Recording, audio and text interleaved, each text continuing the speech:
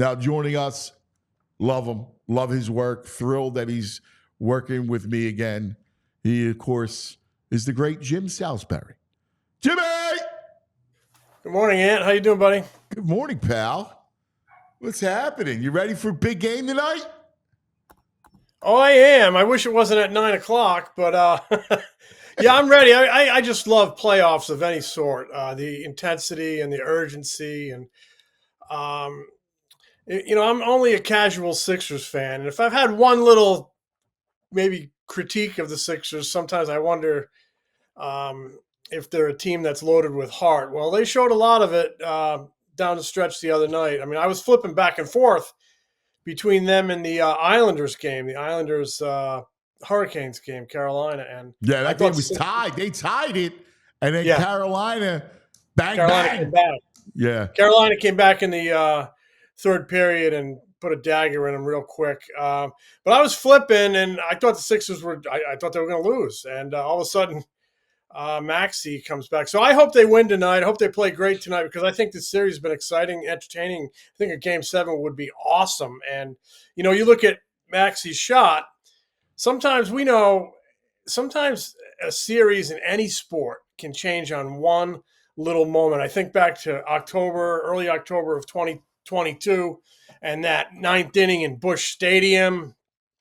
I'm sitting up there working on a story that says the Phillies are, lost the opener of this series, their first trip back to the postseason in 10 years, and starting to craft a lead that's saying they'd lost. And all of a sudden, Polanco, has got his butt in the third base dugout and the bat head's in the left-handed batter's box, and he flicks one into left field, and the walks and the hit batsman, and all of a sudden they rally and win that game on one little moment in the ninth inning, and it changed the course of that run. You're so they right. Went to the World Series, right? Yeah. So one little moment changed that. You never know. So maybe that shot. I mean, I think back.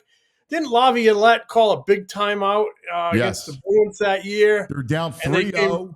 If you remember, that was the down 3-0. They come back, they tie it. They're down 3-0 in Game 7, and what happened? They come back, tie, and win. Yeah, so one little moment sometimes can alter the path for a team. We'll see if that moment was it for the Sixers. I certainly hope so because I know you coined the phrase, Anthony, but I'm a 4-for-4 guy. I know you are. And listen, you're right. Your critique, they hadn't shown heart like that. They had gotten beat on the glass. They had gotten beat defensively, loose balls, the whole thing, all that grit. New York was the team with grit. And Brunson's got it. He's got it right in his gut. I mean, I'm admittedly old school. I'm a big intangibles guy in sports. I'm big on all that junk that your high school coach used to write on the blackboard before the game. And I do believe even in this modern world of sports, with sports science and a lot of numbers, that intangibles and that type of stuff still counts. So it was great to see it the other night, and I'm hoping they put it all together tonight and have another good one. I just hope I can keep my eyes open. I don't know why. I'm a loser. I love the 9 o'clock start. I love it. But, of course, I love when the Phillies are playing the Angels, and I get to look forward to a 10-10 start. Yeah. You just kind of gotta structure your day, knowing that you're gonna have to keep it awake till midnight. Because what time do you think tonight's game is? It's going to come down to the last minute, right? Oh yeah, yes. So the denouement, to use an old English major term, I think I'm pronouncing it right. Yes. We're probably not going to see it till midnight's knocking on the door, right? Yep. That's the turning point. That's when we'll find out the whole where it comes to the crescendo. So I can't wait. I just think there's nothing better than a big game in town, right? And series, because baseball and basketball, the series you get intimately acquainted with your opponent.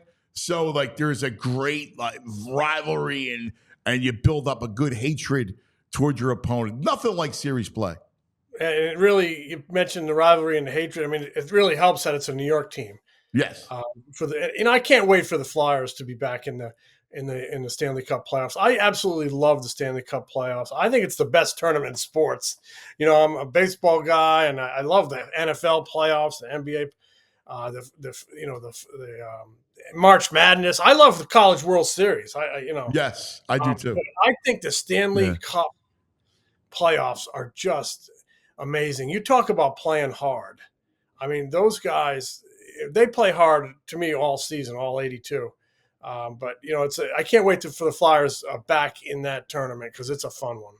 It is because one of the things that it's every rush, right? Every odd man rush, your heart's in your throat because goals are so vital, so important that can shift the game, that shifts the series. So you're watching a whole game on the edge of your seat. Mm-hmm. And it's almost a little bit like baseball where you can get a dominant pitching performance. Maybe if you were not even the best team on the field, you get the dominant pitching performance, you can shut down the best team. A hot goalie can do that in the Stanley Cup playoffs as well. So good tournament. I think the Flyers are really moving in the right direction. I think making the playoffs for them would have been such a nice feather in their cap for the really nice season that they had, for the strides they made, for the work they put in, for the grit they showed over the full course of the season. They just kind of faded at the end, ran out of gas a little bit. I certainly wouldn't have expected them to go far in the playoffs, but it would have been a nice little feather in their cap. It didn't happen. I still think they're moving in the right direction. Really eager to see what they got coming down the road. All right, so let's not bypass the extraordinary role that the fighting Phillies are on right now. Playing ridiculous ball. I mean, they're just going in and steamrolling bad teams, right? Like they're just playing at such a clip. And it's funny, once they got to 500, I asked the guys, I said, listen, my bold prediction is we'll never see 500 again, that this team will never lag back. And now forget about it, man, the way they're playing. Yeah, now if they saw 500 again, it would be a monumental club. They had 20. They're the first team to 21 wins. They lead the majors in wins. They've won 13 out of 16. All that ridiculous fretting about the first 8 or 9 games and a slow start.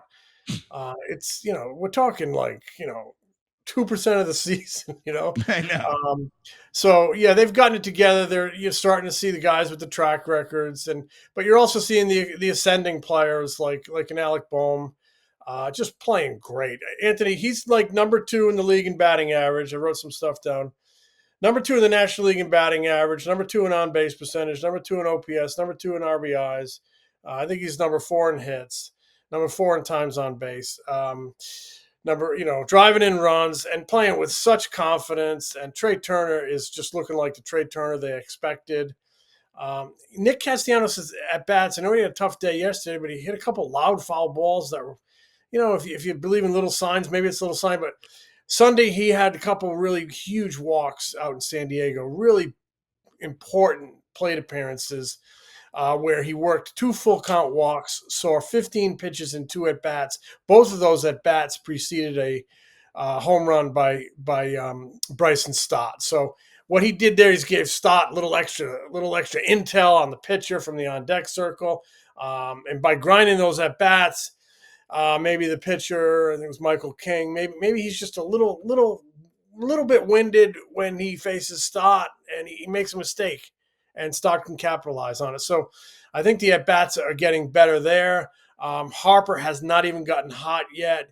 Schwarber has not gotten to June yet, but he's still making Schwarber-like contributions. They're winning ball games, and that talk about Schwarber not being the ideal leadoff man, and we acknowledge that. It's unorthodox. They win ball games. And pitching staff, number 1 in ERA. In the National League overall, number 1 starters, and they got 3 guys with sub 2 ERAs, and Aaron Nola, who's in has something in the 3s. He's having a really good season, and he's going to produce for you. So a lot of reasons to feel good about the Phillies, the way they're hitting, the way their starting pitching is delivering, the contributions they're getting, and the fact that there's more there. There is more there. There's guys who have not even begun to fight yet. So we're talking to Jim Salisbury, the great Jim Salisbury, right here on the Anthony Gargano Show. This portion of the show is brought to you by TrueMark Financial Credit Union. Check out TrueMark.com/PHLY. Stop into your local branch. Learn more about the credit union difference at TrueMark Financial today. So let's talk about the piece that you wrote. Alec Bohm, you mentioned him. What a story. Like, you saw him, you could see that, the ascension of him. Tell us about the piece, and I can't wait to read it. Well, it's just I think you and I are very similar in that we really love a good story, and we love we got into the business because we enjoy storytelling. And, this is not just a baseball story. To me, it's a human story. And anybody who covers the team has seen it. He was, there were expectations, and then he struggled in 21 and 22 in spring training. He really struggled, and they didn't know if, he didn't know which end was up. His confidence was really down. He was very unsure of himself. They were thinking of not playing him at third base and sending him to the minors and having Bryson Stott play third base. In fact, that's the route they went on opening day. So his confidence was just shaken. He just wore the look of a man who didn't believe he belonged or wondered if he belonged there. And I think the organization had the same concerns. And 4 games into the season, he has a horrific night, makes 4 errors, has an unfortunate situation where he's mocked by the crowd, and he gets frustrated, and he says, we all know what he said. I bleep and hate this place, and it gets caught, and it becomes a mini wildfire. And the way that the Kevin Gregg of the Phillies front office and their clubhouse leadership and Bohm himself, the way that they extinguished it, and the way that Bohm took it head on and took what could have been a 3 or 4 day story and turned it into a 1 day story. He owned up. He apologized. He said his frustrations got to him. His emotions got the best of him. He showed everything that a human being should show. I think sometimes these athletes, we think they're not human beings. Well, they are. Their flesh, their blood, their heart, their soul. And he kind of bore it, and he wore it, and he raised his hand, and he completely flipped the script, right? He flipped the script. The next night he gets a standing ovation. It was like The fans were like, hey, we know you're a young guy, and we're behind you. We're behind you. And that was a pivotal moment, because he was struggling on the field, and now he's in the crosshairs of the fans. You don't know if that's going to expedite his route out of town. I mean, we've seen it could have been his for who, for what moment. Instead, he turned it into a positive by owning it, by playing well, by improving. And he's turned out to be, and the fans were a huge part of it. His support system with the team, with teammates and club staff, but the fans were a big part of it by, kind of wrapping a big old hug around him, and it helped. And they wrapped a big old hug around Trey Turner last year, and it helped. And I think they've wrapped a bit of a hug around Johan Rojas earlier this season. I've mentioned this a couple times. He was scuffling, and he hits this double off the wall, and he gets this nice round of applause. And it was like, hey, kid, we know you're working hard. We know you're working on some things, and you just had a really good moment there, and we appreciate it. So I think the fans are a big part of it. And Alec Bohm has, shown so much character and maturity, gotten comfortable in his skin. He's enjoying the game. You can see it all over his face how much he enjoys enjoying the game. He's improved. I mean, defense is always going to be I don't want to say a struggle, but it was like Utley. Utley always had to grind on defense, always had to work hard on defense. He was never a natural. Well, this kid probably never going to be a natural over there, but he can be competent and he can get the job done through hard work, and he can be a really gifted hitter. The hitter they thought they were getting out of Wichita State, gap to gap, line drives, selectivity, takes his walks, hits for average, and now the power is coming. He's learning how to use that bat head. So been one of the best players on the team, one of the best players in the National League. And it's just really good to see, because it's kind of, to me, a great baseball story, but also and it's going to go on for another 5 months. 6 weeks does not make a player. You got to do it for the course of the year. But right now, it's a really good baseball story. This guy is pointing upward toward a breakout season, and it's also a good human story because of the character he showed and the growth that he was able to attain and build on from some adversity and from some embarrassment and from like the worst night of his life. So hats off to Alec Bohm.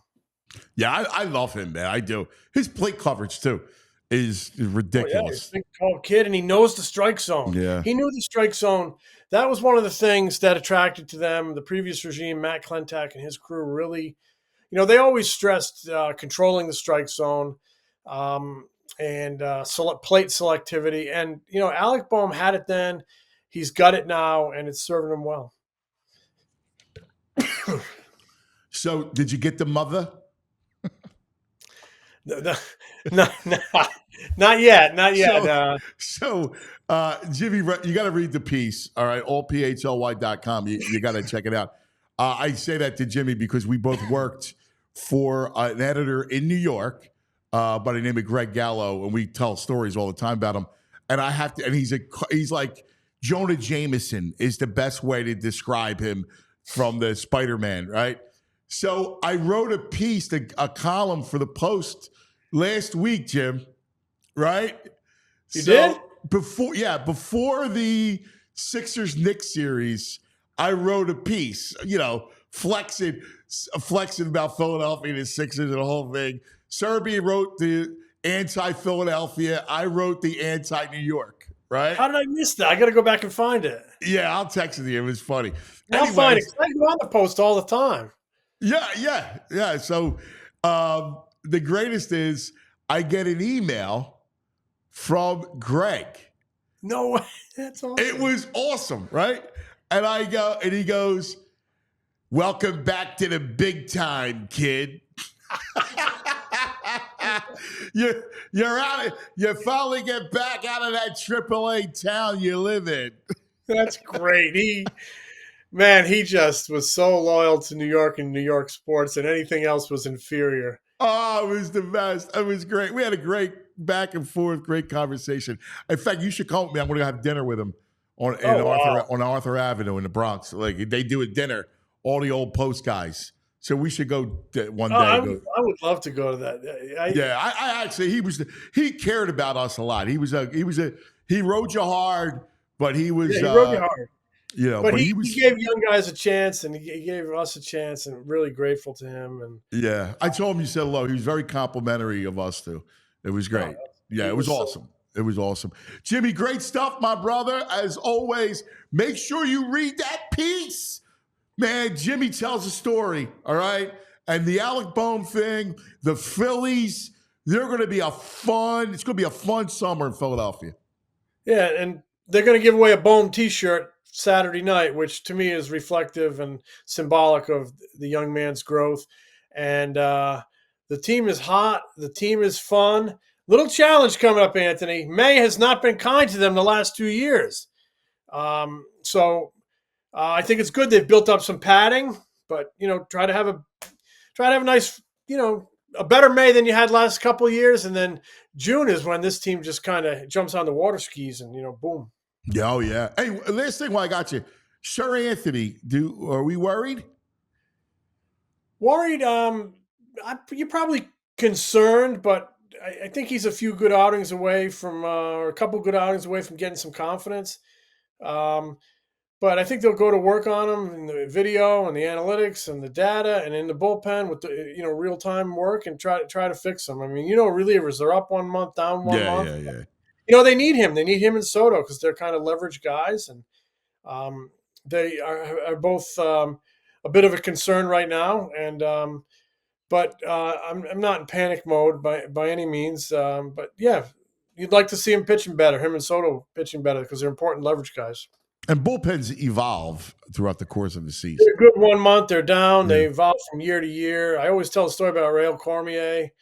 1 year he was like statistically one of the worst relievers in baseball. The next year he was like statistically the best reliever in baseball. It's a crazy game, and that's a crazy kind of position within the game. Bullpens, a lot of momentum and feel and adrenaline, and a lot of intangibles go into it. You can get out of whack mechanically if you don't get enough work. But yeah, it's a mercurial, volatile position. But you need a good one if you're going to go far, because if you have a bad bullpen, it's really hard to hide from a bad bullpen. And they should have a good bullpen. They do have a good bullpen. They just need to get a couple pieces right. Thanks, brother. Enjoy the game tonight. Stay up. Yes, sir. Thank you. Have a great one, Anthony. The great Jim Salisbury